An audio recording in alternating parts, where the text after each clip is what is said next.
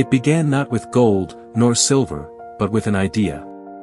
An idea of trust, printed in ink and carried by hope. In 1776, as the new United States struggled for identity, the revolutionaries realized that independence required more than an army, it needed a currency. The first Continental dollars were born in small wooden workshops, their presses powered by sweat and belief. The smell of ink and smoke filled the air as craftsmen printed notes on parchment by candlelight. These bills weren't backed by gold, they were backed by courage, the fragile paper promise of a newborn nation. But promises are easy to print and hard to keep. By the end of the war, those early notes had lost their value. People called them not worth a Continental. Yet even in failure, the dream survived, the dream of one currency, one nation, one identity. In 1792, the dream took shape in metal. The first United States Mint opened in Philadelphia, and the dollar became tangible, a shining coin forged from molten silver. Each stamp of the die rang like a heartbeat of the young republic. For the first time, Americans could hold their nation's strength in the palm of their hand. Through the 1800s, the dollar traveled west with settlers and traders, crossing mountains and deserts. It financed railroads, towns, and fortunes. It became the measure of ambition, a language everyone understood. But when the Civil War tore the country apart, gold and silver grew scarce. The Union needed money fast, and so the government printed greenbacks, paper dollars unbacked by precious metal, but backed by something stronger, faith that the nation would endure. Those greenbacks carried the scent of war and hope. Soldiers sent them home as proof they were still alive. Merchants accepted them with trembling hands. For the first time, the value of money was tied not to what it was made of, but to what people believed. When the war ended, the greenback's legacy remained. America had learned to trust its own promise. By the dawn of the 20th century, the dollar had matured into a global symbol of progress. The gold standard brought stability, and the Industrial Revolution filled banks with both coins and confidence. In New York, men in tailored suits traded fortunes under the golden light of morning. On the streets, people read newspapers announcing prosperity, believing that the dollar, and the nation, would rise forever. But prosperity has a fragile heartbeat.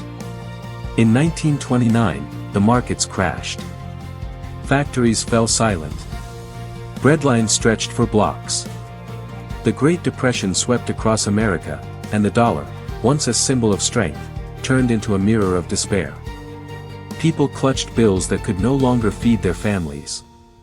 Bank doors closed, and trust vanished overnight. President Franklin D. Roosevelt faced a broken economy and a frightened nation. He removed gold from everyday use and made the dollar the people's currency again, one guaranteed not by metal, but by the United States itself. It was a radical idea, that faith in government could replace the weight of gold. And it worked. Slowly, America began to believe again. After World War II, that belief expanded across oceans. The Bretton Woods Agreement established the U.S. dollar as the world's reserve currency. The American bill became a passport to global trade, a symbol of post-war optimism.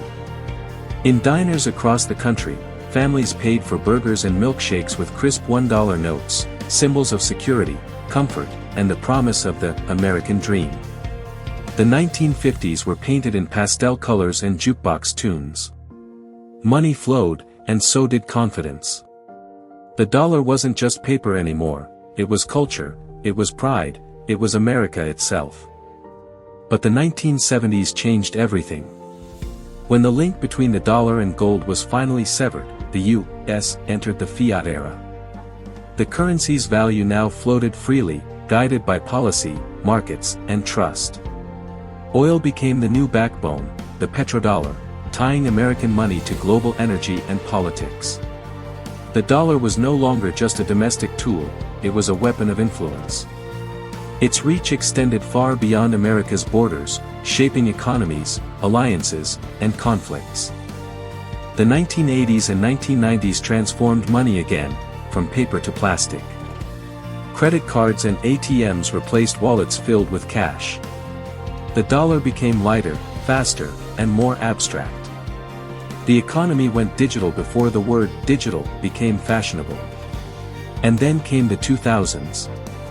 Screens replaced ledgers, algorithms replaced tellers, and money began to move at the speed of light. A click could send value across the world. Online banking, stock markets, and global trade created an invisible network, a web of zeros and ones where billions of dollars moved every second. The greenback became both symbol and code.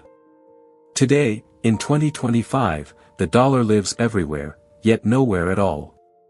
It exists in servers, on phones, inside clouds of data. You might not hold it, but you feel its weight every day. Tap a card, scan a phone, or glance at a digital receipt, that's the modern dollar. It's still here, but it no longer smells like paper or jingles like metal. It hums softly in the circuits of the world. Still, its meaning hasn't changed. The dollar remains a promise, the same one made in 1776, a promise that value exists because we believe it does. A farmer in the 1800s, a banker in the 1900s, and a coder in 2025 all depend on the same fragile concept, trust. We measure our lives through it, our labor, our dreams, our stability. But what we often forget is that the dollar is only as strong as the people behind it. When they lose faith, the currency follows. When they rebuild it, the system endures. The evolution of the dollar isn't just about design, or technology, or economics.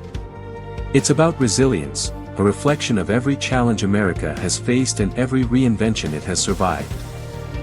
From the smoky workshops of 1776 to the coffee shops of today where digital payments flash across screens, the journey of the dollar mirrors the journey of a nation, from rebellion to empire, from paper to data, from survival to innovation. And while the form keeps changing, from coin to code, the heart of it never will. Because the true power of money has never been the paper, the metal, or the screen. It's the faith that keeps it alive.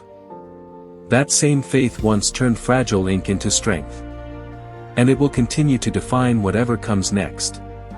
Whether it's a printed bill, a digital token, or something beyond imagination. The evolution of the dollar is, and always has been, the evolution of trust.